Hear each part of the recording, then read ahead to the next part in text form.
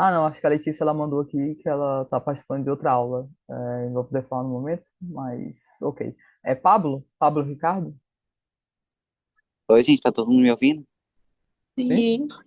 Então, meu nome é Pablo, eu tenho 17, vou fazer 18 agora, dia 28, e sou do Vila Nova, São Sebastião, e sobre o curso eu tô adorando, é uma experiência nova, né? É isso aí. Legal, prazer. Érica? Érica Lucas, é isso? Isso. Oi, meu nome é Erika, eu tenho 25 anos, sou moradora de São Sebastião, do bairro Residencial Vitória, e o curso está sendo incrível.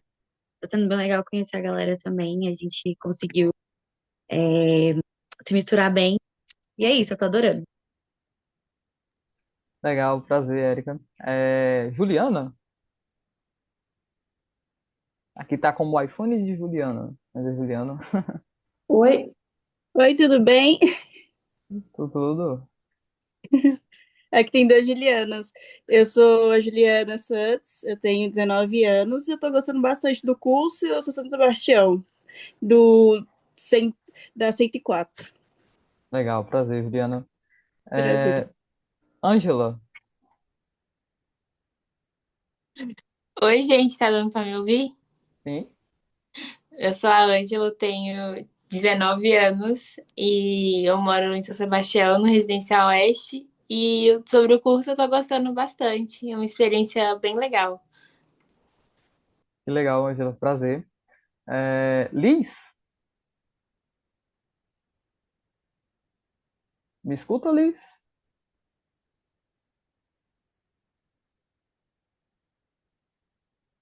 Deixa eu ver se ela não estiver ouvindo. Ju- João Vitor, tá me ouvindo? Oi. Olá. Bom, meu nome é João. Tá aparecendo minha imagem aí, que aqui não tá aparecendo, pera. Não, tá não. Só a voz. Agora foi. E Agora foi. meu nome é João Victor, tenho 21 anos, sou morador de São Sebastião, aqui no Residencial Vitória também. Bom, e o curso eu tô achando muito legal até agora, eu acho que vai ser muito proveitoso para minha carreira, tanto acadêmica como profissional. Legal, prazer, João. Raíssa? Raíssa Fernandes?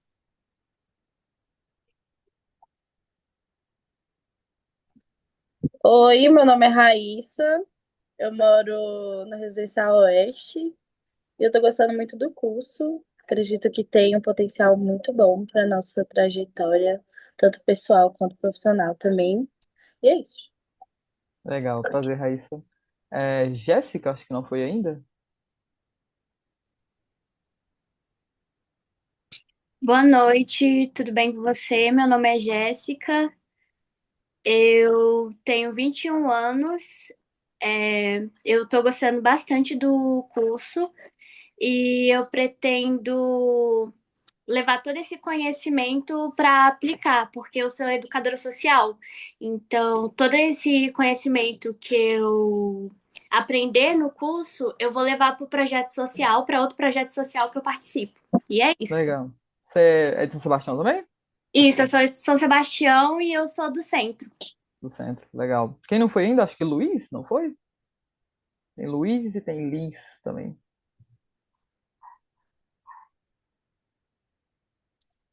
Luiz, me escuta isso. Oi, bom dia. Bom dia. Opa. Boa noite. Bom dia, tô acordando agora, praticamente. Cara, tô gostando bastante do curso e, como a Jéssica havia falado, também que é a mesma questão. Eu quero estudar e tirar o máximo que eu puder desse curso para aplicar na educação popular e social que eu participo. Legal. Muito bom. É isso. É... Legal. É isso. Sani Soares? É isso que tá aparecendo?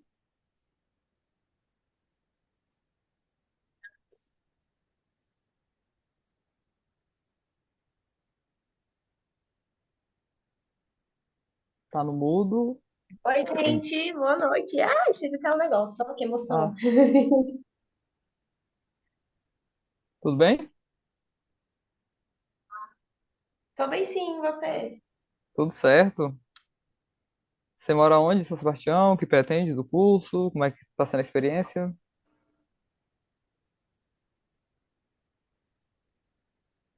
Tá conseguindo me ouvir direito? Sim, eu sou daqui de São Sebas.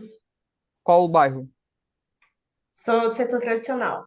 Legal. Deixa eu ver quem ainda não foi. Acho que Marcos foi, né? Marcos Andrade foi ou não?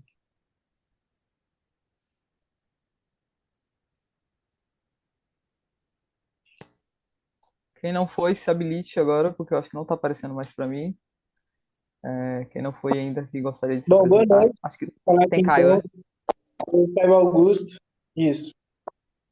Sou daqui de São Sebastião, moro no Residencial Oeste, já trabalho com projeto social desde 2019 e estou muito animado. Eu acho que esse projeto é uma oportunidade muito boa de crescer, né? Nessa maneira, tanto de conhecimento, né? Com os encontros e fazer uma mobilização diferente mesmo, incidência no território, essa questão de criar o grupo, fazer a pesquisa, né? E ter essa oportunidade de mudança, de fazer coisas novas e melhorar. Acho que é muito bom esse protagonismo jovem também, né? Então, esses grupos que se criaram. E minha expectativa é essa, estar junto com o grupo e poder mudar o que tiver para mudar aí de bom. É Que isso. legal. Muito bom. Júlia, conseguiu arrumar o áudio?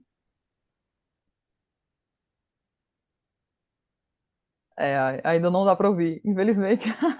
Eu acho que deve ser o fone, qualquer coisa, se você desconectar, pode ser que vá. É, Mas qualquer coisa, se você quiser testar, pra gente ver se vai. Qualquer coisa, se você tiver alguma dúvida, você pode mandar no chat, porque realmente não dá para te ouvir. Porque lá na frente eu vou fazer algumas perguntas para vocês e eu gostaria de ouvir bastante vocês. Mas agora que vocês se apresentaram, tem alguém ainda que não foi, que gostaria de se apresentar, que eu acabei esquecendo ou não apareceu para mim? Eu queria dar um recado, posso? Pode falar. Claro, Ana. Gente, eu tô de olho em cada um de vocês, tá? Só pra vocês saberem. E eu quero ver a carinha de todo mundo, porque a gente precisa pra deixar gravado. Na quinta-feira agora, vocês sabem que a gente tá no mês do orgulho, né? Da nossa comunidade. Nossa, nem todo mundo é LGBT aqui, mas nós temos uma representatividade legal. Então fica aí meu convite para vocês no dia 26 irem no Fast Drag, vai ser no CCBB, e a senhorita Bira, que tem vários vídeos, não sei se vocês já conheceram, é socióloga e fala sobre várias questões da internet, vai aparecer por lá. Aí vocês pesquisem Fast Drag, que tem lá todos os detalhes, tá bom? Então vai ser na quinta-feira, tudo bem? É isso, eu quero ver vocês, gente, por favor.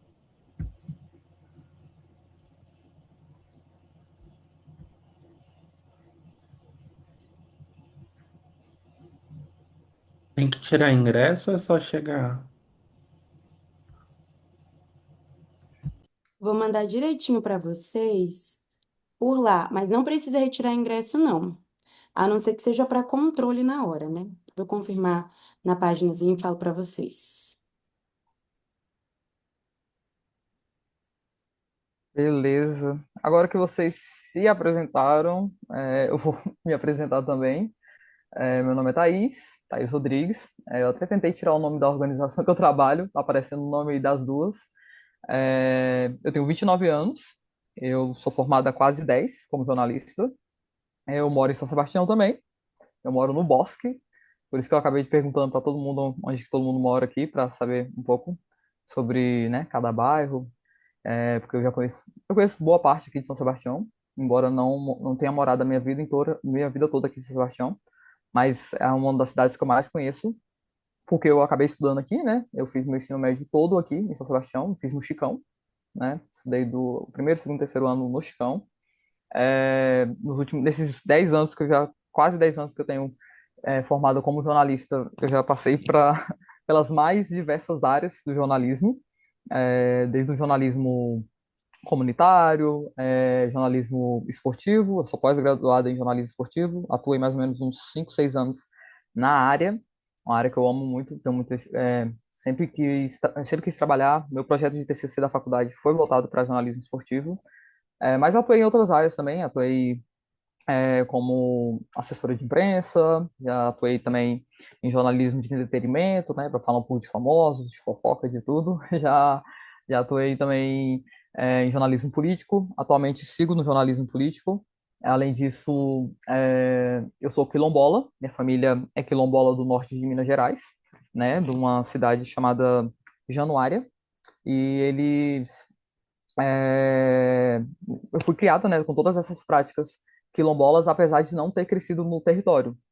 Meus pais moram aqui perto de São Sebastião, moram ali mais ou menos naquele caminho que vai ali pela Marinha, e eles moram em chácara, então tudo que eles aprenderam ali na parte quilombola, né, para quem não sabe, né, quilombola são pessoas, né, descendentes de escravizados que mantêm ainda os modos de vida, né, principalmente em áreas rurais.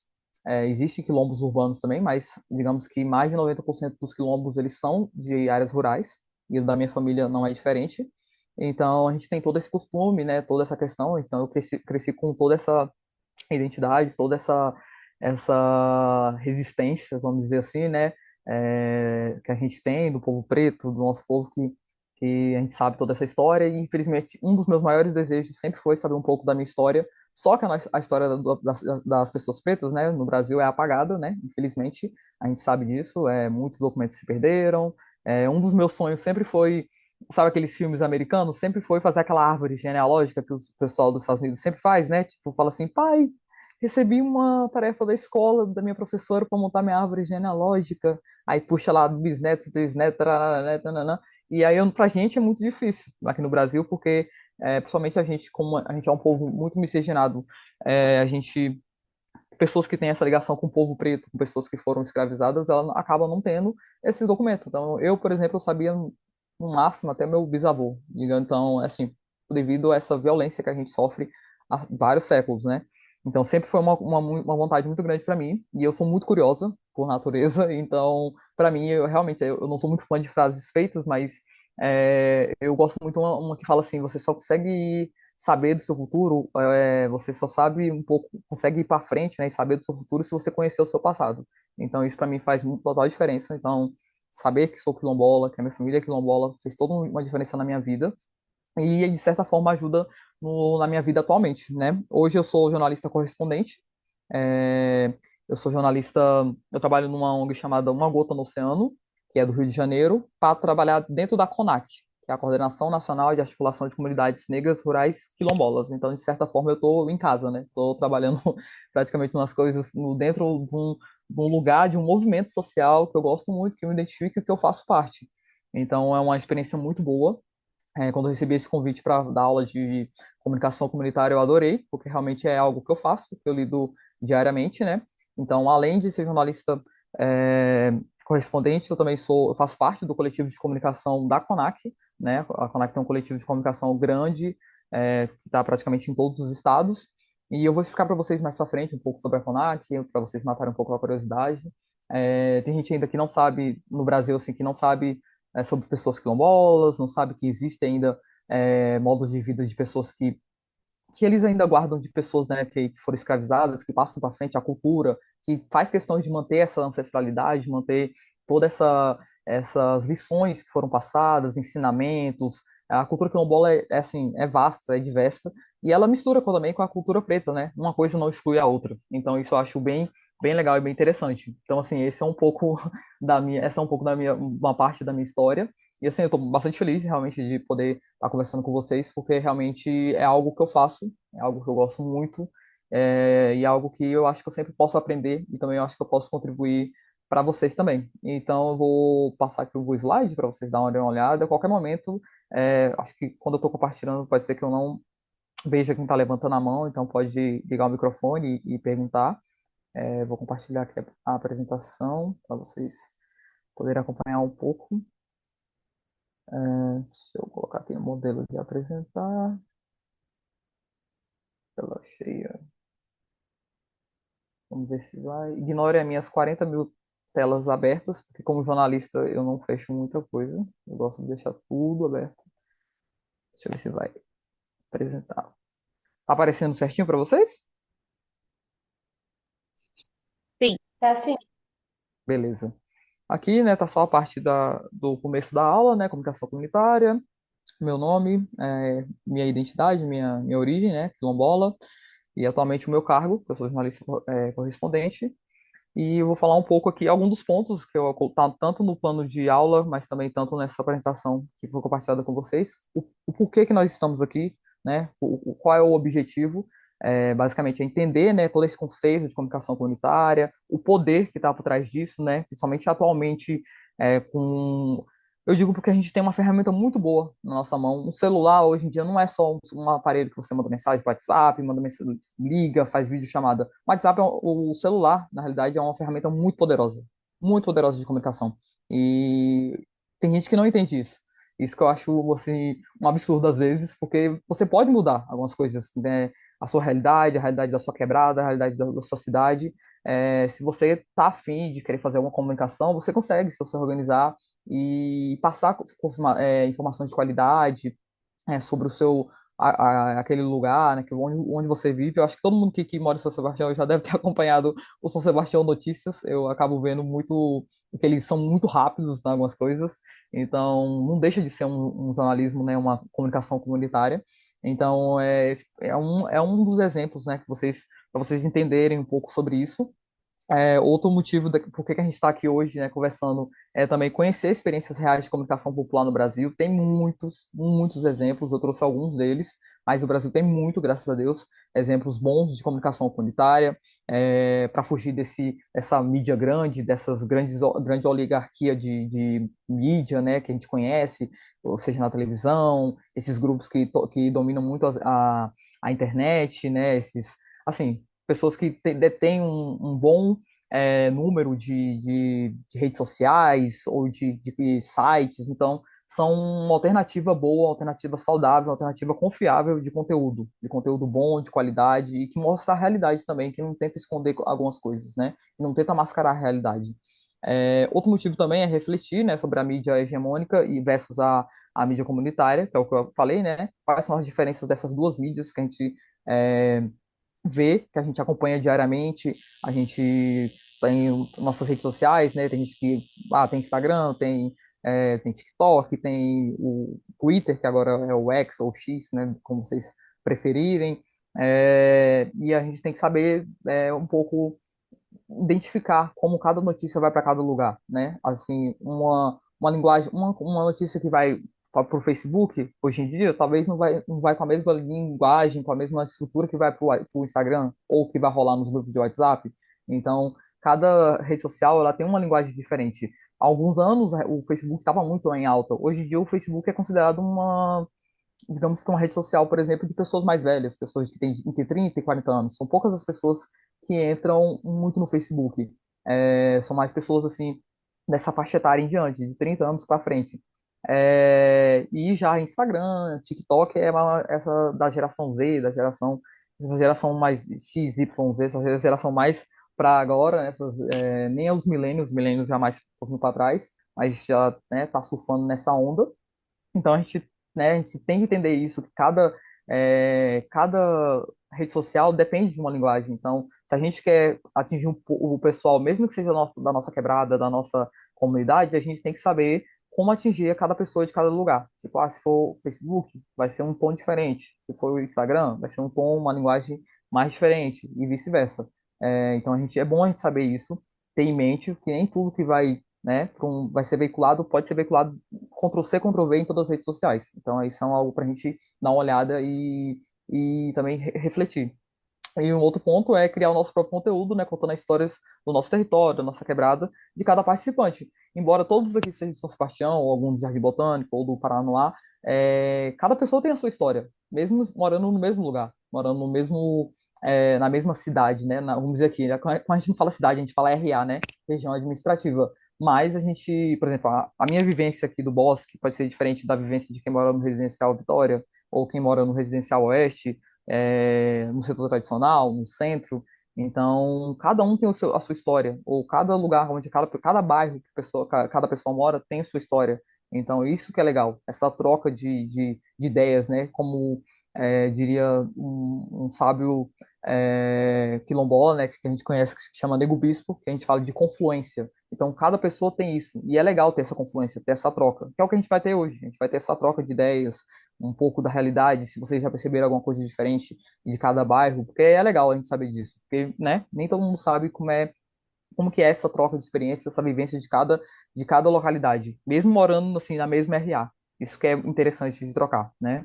E começando pela parte do conceito em si, né, de comunicação comunitária, assim, o que é, né? Quando a gente fala, comunicação comunitária, sim, se a gente for pelo pé da letra, comunicação comunitária seria algo que é feito em comunidade ou algo que é feito com mais de uma pessoa, ou pelo menos tem que ter uma participação de uma, duas, três pessoas, de certa forma não está errado. É isso. É uma informação que é produzida, que é distribuída por quem vive naquela área.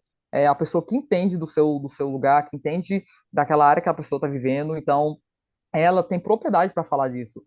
Tipo, não é uma pessoa, um jornalista, uma pessoa, um comunicador que vem lá do Lago Sul ou que vem lá do Guará que vai falar da sua realidade. Às vezes ele não sabe mais ou menos do que você vive, né? Então é você que sabe falar mais do que ninguém da sua cidade, da sua comunidade, do seu território, do lugar onde você vive.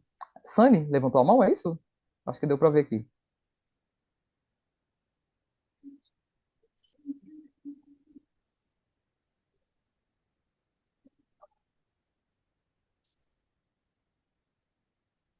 Sani?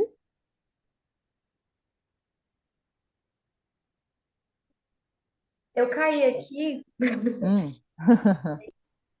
nossa, uma coisa.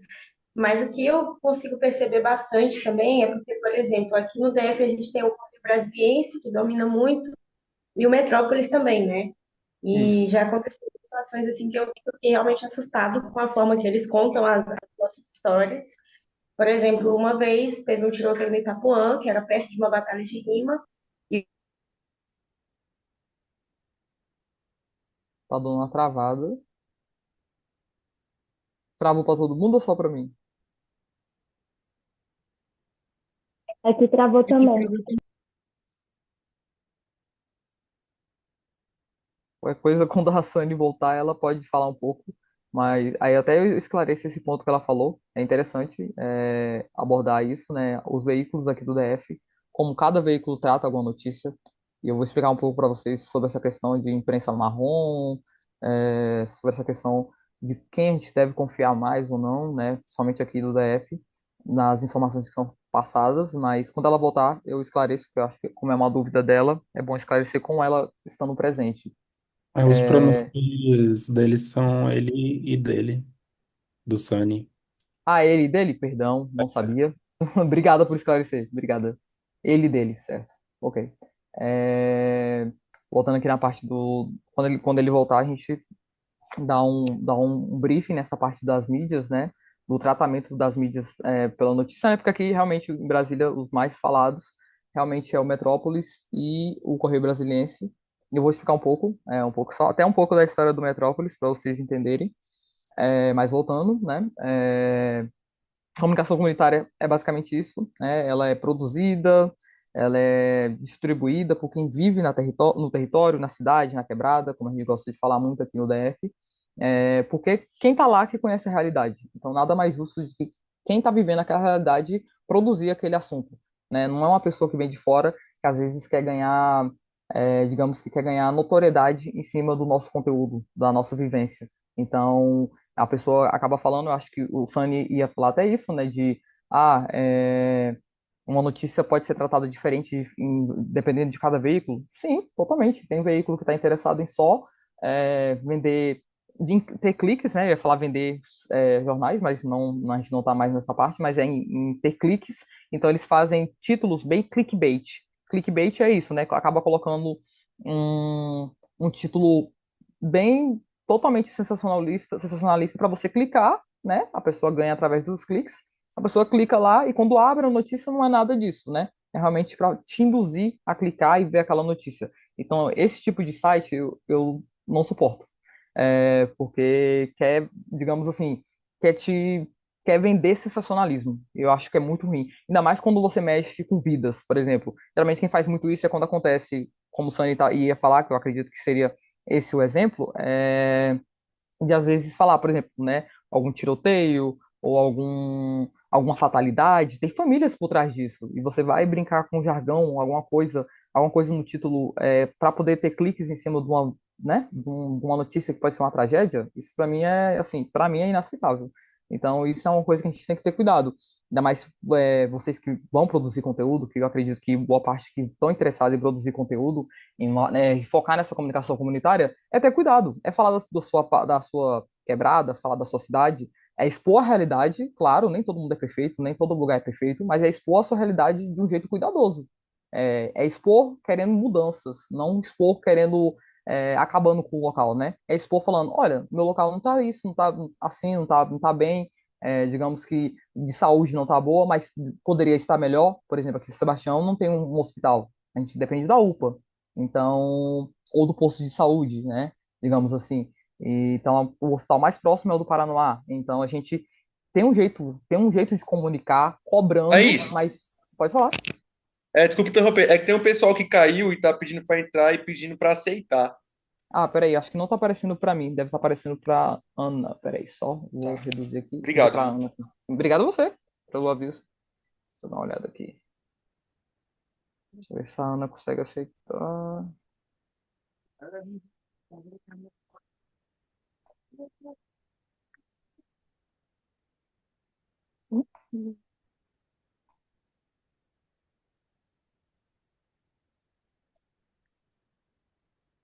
Ó, a Ana tá dizendo que estão entrando agora.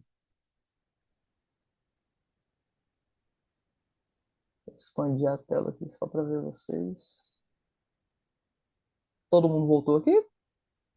Deixa eu ver se tá todo mundo aqui. Olhando um pouco da cara de todo mundo. Júlia conseguiu resolver seu BO do som? Ainda não? Consegui. Sani voltou. Então posso falar, acho que não sei se você pegou a parte que eu estava falando, mas eu quero que você exemplifique. Qualquer coisa, quando você for falar, você pode desligar a câmera, que eu acho que melhora o som, não trava, e aí você liga novamente para você aparecer, assim como a Ana solicitou. É, mas se você quiser falar agora, porque a gente está bem nesse assunto. Pode falar. Então, sobre a questão do Correio Brasiliense, né, que teve um tiroteio na batalha, eu estava nessa batalha no dia, não foi exatamente dentro da batalha, e foi isso que deixou o Correio Brasiliense bastante questionável, porque foi uma situação que era um barzinho, que a batalha estava pegando a energia, e eles levaram como se fosse uma responsabilidade nossa, e não é a primeira vez que o Correio Brasiliense faz isso, que o Metrópolis faz isso. Leva a gente para uma marginalização ainda maior, né? Quando a gente pergunta essas histórias para quem realmente estava naquele momento, todo mundo entendeu que não teve nenhuma relação com quem estava na roda, muito pelo contrário, eram pessoas completamente desconhecidas.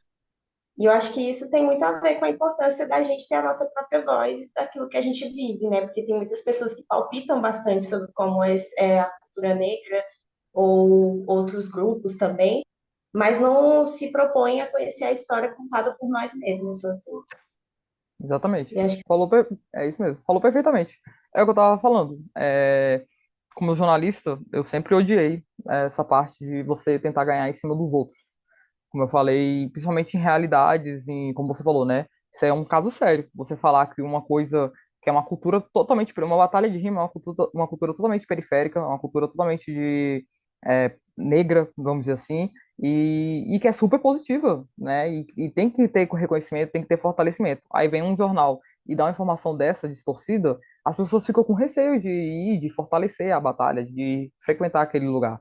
Então tem que ter cuidado. Narrativas, vocês não sabem o poder que um comunicador tem. Um comunicador, um jornalista tem. Vocês podem fortalecer uma pessoa, mas você também pode acabar com a reputação de uma pessoa. Então é isso que eu tenho eu tenho que ter em mente, que eu penso muito nessas empresas, nesses jornais que tentam ganhar em cima das pessoas, ganhar em cima de tragédias ou distorcer realidades. Porque acaba prejudicando, acaba prejudicando. Imagina uma mobilização que é você fazer, que corre que é você fazer, organizar uma batalha de rima, organizar qualquer movimento que é um movimento periférico, fortalecer qualquer movimento, qualquer cultura, né? É um rolê muito grande e a pessoa vem e distorce isso, aí acaba gerando preocupação para outras pessoas, acaba gerando medo, instaurando pânico. Então tem que ter muito cuidado, muito, muito cuidado. Então realmente a gente tem que saber disso. Quando a gente vê uma notícia, faz um que a gente chama de double check, que é tentar procurar essa notícia em outro lugar para ver se confere, porque provavelmente não vai conferir, porque é muito difícil dois lugares da mesma notícia dessa forma. Então faz isso, é o double check mesmo. Olha dois lugares, se precisar, olha três lugares, para vocês verem a verdade mesmo, entendeu? Porque fake news, a gente vive na era da fake news. Fake news é muito compartilhado, então tem que ter muito cuidado.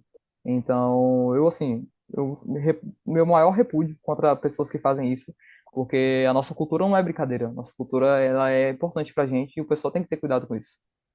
E a Mas muito gente não tem obrigado o mesmo, pela. Pode falar. a gente também não tem o mesmo respaldo que eles para nos defender. E foi Exatamente. esse o tema que a gente teve bastante na época que aconteceu. Porque como uma batalha com 400 seguidores no Instagram vai combater um Correio Brasiliense da vida que tem, tipo, anos de história em que todo mundo vai acreditar na veracidade só pelo nome que tem, né? Então, Exatamente. É complicado, exatamente, pelo peso. E aí, se você for solicitar alguma nota, algum posicionamento de retificação, a pessoa vai se retificar, mas poucas pessoas vão prestar atenção, porque elas vão ser impactadas pelaquela primeira legenda, pelaquele primeiro post, aquele que gerou terror, vamos dizer assim, aquele que gerou uma difamação daquela parte. Então, tem que ter cuidado, entendeu? Muito cuidado mesmo. E vocês vão saber disso, vocês sabem disso, porque quem vive a realidade tem que ter cautela, entendeu? É quem não vive que quer ganhar em cima dos outros, porque para aquela pessoa a gente é mais um número. Então a gente tem que falar que a gente não é mais um número. Então esse exemplo é bastante importante, agradeço pelo exemplo. É, vocês fiquem à vontade, toda vez que vocês lembrarem de algo, pode, se eu não estiver vendo aqui, pode, como eu falei, né, abrir o microfone, perguntar, fiquem à vontade mesmo. Continuando aqui, né, a parte de comunicação comunitária, ela é considerada uma ferramenta, né, de resistência, de identidade, de direitos. Foi exatamente o que eu falei, né, quando a gente se posiciona, quando a gente defende o nosso local, quando a gente acaba veiculando, organizando, mostrando como é a nossa realidade para outras pessoas, a gente fortalece. A gente cria um espaço de resistência, um espaço, a gente cria a nossa identidade, fala, olha, São Sebastião tem uma identidade, Paraná tem uma identidade, Jardim Botânico tem uma identidade. Então, todos os lugares que a gente quer, que a gente acaba criando uma comunicação, um projeto, algo bem estruturado e que passa a veracidade daquele local que a gente vive, né, é algo que fortalece. Então, a gente fortalece aquele lugar e não é só o fortalecimento de, tá escrevendo um texto bonitinho, não é. É falar qual é a realidade, mas expor também quais são as carências, cobrar do governo, né? A comunicação é uma ferramenta muito poderosa. A gente fala no jornalismo que a comunicação é o quarto poder, né? Tem o legislativo, o judiciário e o executivo, e o jornalismo, né, a comunicação é considerado o quarto poder, que é ela que vigia os outros três, né? Ela que aponta o que está dando de errado ali no executivo, o que está dando de errado no judiciário, o que está dando de errado no legislativo, e expõe tudo para que os outros demais três poderes funcionem de forma correta. Então a comunicação é uma ferramenta muito, mas muito poderosa. Vocês têm que ter em mente isso. É muito, muito poderosa. E eu acho que vocês vão aprender isso ao longo do tempo, o quão importante vai ser a voz de vocês. Vocês, eu tenho um desejo muito grande de fazer isso, de comunicar, de passar notícia, de fazer um coletivo, de fazer uma coisa. Vai, entendeu? Vocês vão conseguir fazer isso. Junto a pessoa que vocês acham, uma galera que vai fortalecer, vocês mesmos que estão aqui no grupo, quem vocês se identificarem, e faça, entendeu? Que vai dar certo. Outra parte da comunicação comunitária é isso, né? A participação na escuta horizontal. A gente senta, em vez daquelas pessoas que saem só disseminando notícia sem checar, sem parar para conversar com aquela pessoa que é a pessoa que está dando a notícia. É fulano de tal, está envolvido em tal notícia. Você tem que ir lá, ouvir o lado da história dele, ouvir o lado da outra história e chegar no comum. Não é só soltar e ouvir um lado da história. Ouvir um lado da história é sensacionalismo. Você tem que ouvir os dois lados e ser isento. Comunicação, jornalismo é isenção. Você tem que ficar, é impossível. O jornalismo, ele tenta, né, vou pegar pela parte do jornalismo, ele tenta ser o mais isento possível. E para ser o mais isento possível é vocês conhecerem os dois lados da história. Sempre os dois lados. Porque contar só um lado, eu já li até um livro, acho que tem não sei se vocês conhecem essa escritora, acho que o nome dela é Chimamanda. Ela tem um livro que fala que O Poder de uma História Única. Se eu não me engano é isso. Eu vou até passar o nome para vocês. Que é tipo assim, quando você conhece só um lado da história, vocês acabam passando, de certa forma, uma fake news. Né? No caso dela, um breve resumo, ela é uma escritora, né, africana e foi fazer um intercâmbio nos Estados Unidos e todo mundo já tinha uma ideia de que a África só era sofrimento, pessoas que passavam fome, pessoas que viviam em condições totalmente, totalmente assim, precária, e quando ela chegou para fazer esse intercâmbio nos Estados Unidos, todas as pessoas ficaram assim chocadas, perguntou qual música tribal que ela escutava, e ela falou, tribal? É igual perguntar pra gente aqui no Brasil, que tem índios ainda, né, indígenas, e falar, vocês conhecem indígenas? Eles ficam andando pelas ruas, que eu já vi gente fazendo essas coisas, né? E no caso dela, perguntou, qual música tribal você gosta? Ela falou assim, música tribal? E todo mundo ficou decepcionado quando ela mostrou um CD da Mariah Carey, por exemplo. Esse é o poder, o mal de uma história única. O poder, a parte ruim. Você tem que saber os dois lados da história. Se você conhece só um, você pode acabar prejudicando o outro lado. Então, isso é muito importante, né, como comunicador. Também, a gente entender, né, que a comunicação comunitária ela é o oposto, né, da lógica de centros urbanos que invisibilizam as periferias, né? Às vezes, Correio Brasiliense, Metrópolis, grandes mídias, tem o Poder 360, tem outros mídias aqui, aqui, né, a maior mídia, digamos assim, um jornal, é o DFTV e tal, eles, né, atualmente o DFTV eu acho que ele está mais amplo, mas tem uma época que não. Então, agora, com as demandas das redes sociais, com esse foco de abrir, por exemplo, canais de WhatsApp para entender um pouco mais da realidade, acaba, né, tendo um pouco mais de contato com essas zonas periféricas. Mas é isso, né? A comunicação comunitária, ela é isso. Ela não quer dar tanto foco para os centros urbanos. Ela quer dar foco para a área dela, para a periferia, para a realidade que ela vive. Então, esse é o principal foco, porque quem faz muito essa comunicação urbana do centro já existe, que são essas grandes empresas, né?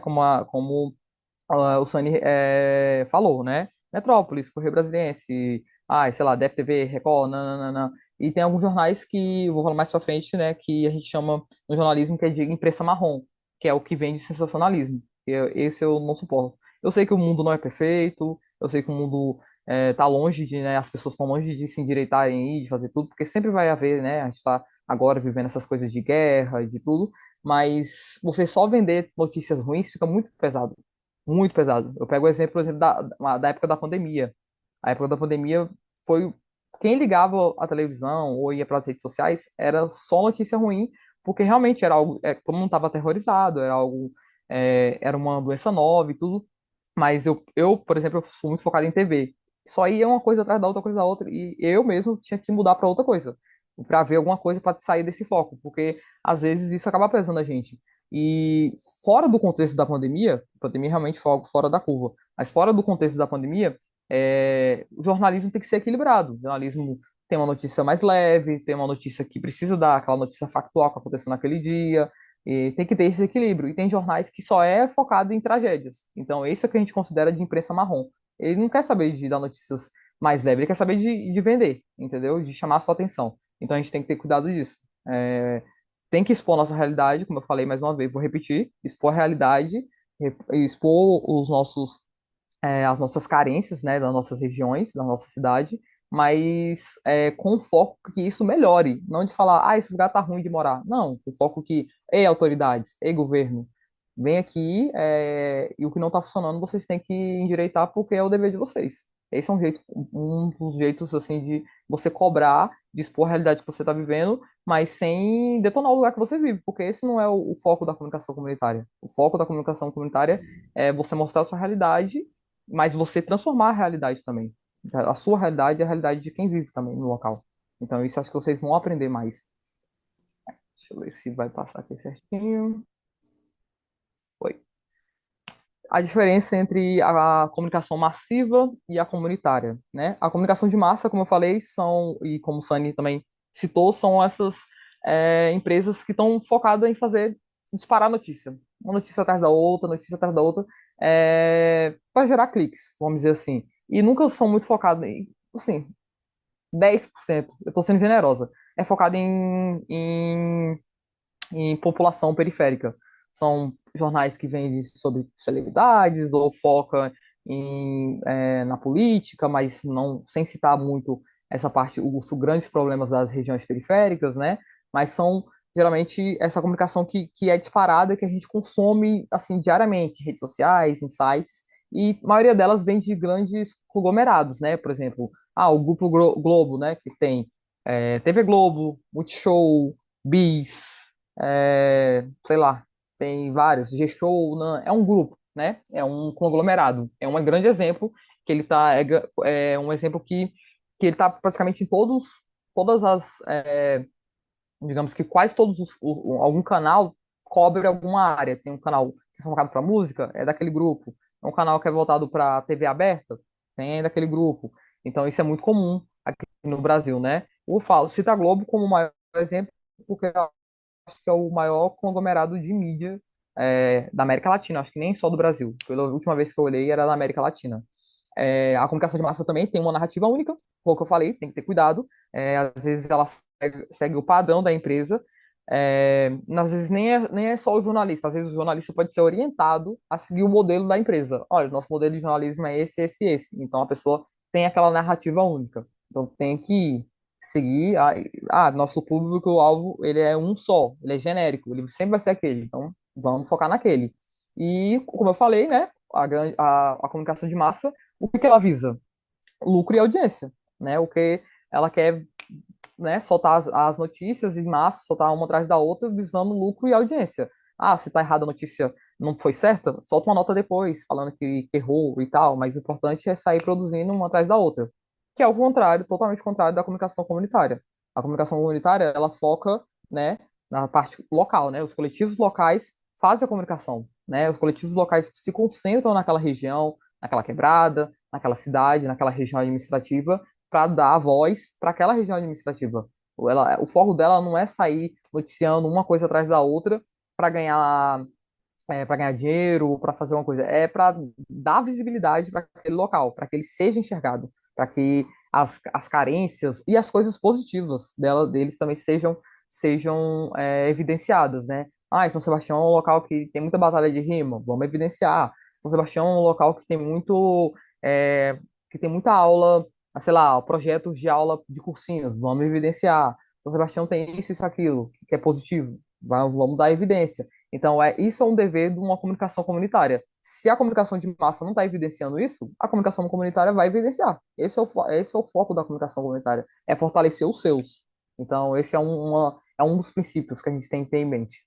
A outra parte, né, a outra diferença da comunicação comunitária para a comunicação de massa é a pluralidade de vozes, né? São, tipo assim, aqui nós estamos aqui, eu acho que deve ter mais de 20 pessoas, 15, 20 pessoas, incluindo eu. Então, são várias pessoas. O meu pensamento pode ser um, o da Alice pode ser outro, o João Vitor pode ser outro, do Sani pode ser outro. Então, e nossas vozes juntas pode criar um coletivo de comunicação bom, e um coletivo de comunicação comunitária legal, porque cada pessoa de cada local, de cada bairro, vai trazer a realidade que está acontecendo, as coisas negativas e as coisas positivas, diferente da comunicação de massa, porque nem sempre ela conhece a carência daquele lugar. Ela só chega onde aconteceu uma notícia e vai lá veicular. A gente tem um ditado muito famoso no jornalismo, que é bem assim, o cachorro que morde o homem não é notícia, mas o homem que morde o cachorro, isso sim é notícia. É exatamente isso. O que os veículos de comunicação de massa querem evidenciar é o anormal, o que é diferente. Então, tudo que você vê na televisão, nas redes sociais, são notícias, são coisas fora do comum. Por exemplo, vamos dar um exemplo de hoje. Quem não está acompanhando o caso da brasileira, né, que acabou se acidentando, acho que é na Indonésia, né, no vulcão, e tá passando pelo resgate. Então é algo totalmente fora do comum que está envolvendo uma pessoa do nosso país. Então é isso que a comunicação de massa visa muito. O que é anormal, o que é fora da curva, o que é inédito, né? O que é algo inédito. Então é isso que chama a atenção das pessoas. É por isso que eles querem veicular.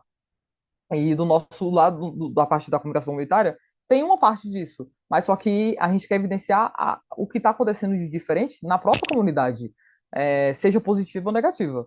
Tipo, olha que legal, São Sebastião nunca teve um hospital, vai ter, né? Eu tô jogando no ar para ver se Deus, os deuses, dependendo da religião de cada um aqui, realiza, né? São Sebastião vai ter um hospital, aí é algo que é, né, fora do comum. Vamos noticiar, é uma coisa positiva. E falar que tem um projeto, né? Vamos ver se sai do papel. São Sebastião vai ter um hospital. Aí a gente, olha que legal, algo positivo que é fora da curva, né? Que não existia, e a gente vai noticiar que é sobre a nossa própria comunidade, nossa própria região administrativa. Infelizmente aconteceu alguma coisa. São Sebastião, por exemplo, tinha muito um histórico dessas tragédias, né? De caminhões desse descarrilamento de caminhões, né, por exemplo, que acabava perdendo o freio, né, e tal, e acabava essas tragédias. Então, vira e mexe era noticiado. Então, a gente é um exemplo de uma coisa que é fora do comum, né, que a gente acaba noticiando, mas tendo cautela, porque às vezes envolve pessoas que acabam perdendo a vida, então a gente tem que passar de um jeito mais sensível, né, com cautela. É uma coisa que a gente tem que aprender muito, que é uma coisa, um cuidado da comunicação comunitária e do jornalismo em si, é ter cuidado, porque redes sociais hoje gostam muito de ir lá, pegar o celular, filmar a pessoa passando mal. Eu falo que um dos maiores medos que eu tenho na minha vida é de passar mal na rua. Porque hoje em dia as pessoas não estão muito prestativas. Elas às vezes querem filmar. Tipo, a pessoa tá lá caída no chão e fala: Olha lá, a moça caiu. Aí pega o celular e vai filmar a pessoa em vez de chamar ajuda. Então, é um cuidado que a gente tem que ter como comunicador, como jornalista e vice-versa. A gente tem que ter essa cautela de não expor a pessoa. A gente passa a notícia, mas não precisa postar a pessoa, postar cara, postar corpo, entendeu? Isso é um cuidado com a pessoa, com a família da pessoa. Aí tem que pensar, se fosse com você, você gostaria? Se fosse com a sua família, você gostaria? Certamente que não, né? Então, a gente tem que ter isso em mente. E também, né, o foco da comunicação comunitária, ao contrário da comunicação de massa, que é o lucro e a audiência, na comunicação comunitária é o bem comum e o fortalecimento. Então, o que a gente quer, como eu disse, fortalecer nossa comunidade, fortalecer nosso território, fortalecer onde a gente vive. Pode falar, é Quito? É isso? Isso mesmo. E Uhum. eu trampei na redação do Poder 360. Legal. Eu fazia notícia ao contrário, eu colocava uns erros na notícia, porque não ia ser minha carreira mesmo, sabe? Aí eu metia uma coisa meio louca, assim, tipo, trocava metro por quilômetro, e eu durei só um semestre. Mas foi bem legal, assim, eu me sentia bem punk nessa parte. Mas hoje em dia eu faço um jornalismo mais sério, e você falou desse exemplo de falar da sua família. Eu publico para um jornal independente que se chama O Candango, que é sobre Brasília, né? Esse jornalismo independente sobre a ideia mesmo do que é Brasília. E a minha notícia que eu escrevi foi sobre algo que aconteceu com a minha tia, que ela foi alvo de um sequestro dentro da igreja que ela lava, né? Que ela tem um serviço à parte, um bico que ela faz, que ela vai à igreja que ela frequenta, teve agressão física, tudo mais. E eu vi outros portais, tipo, portais assim, ou portais de igreja, ou portais que a gente conhece que é bem menor, de polícia, que literalmente fizeram, tipo, postaram um negócio de chat GPT no meio, com umas coisas meio, tipo, uma notícia toda que não dava, tipo, eu não falei que era minha tia, eu não dei, tipo, dados dela, essas coisas. Mas também eu não cheguei a falar coisas erradas como que estavam nesses outros sites que não estavam se preocupando muito com o que a narrativa era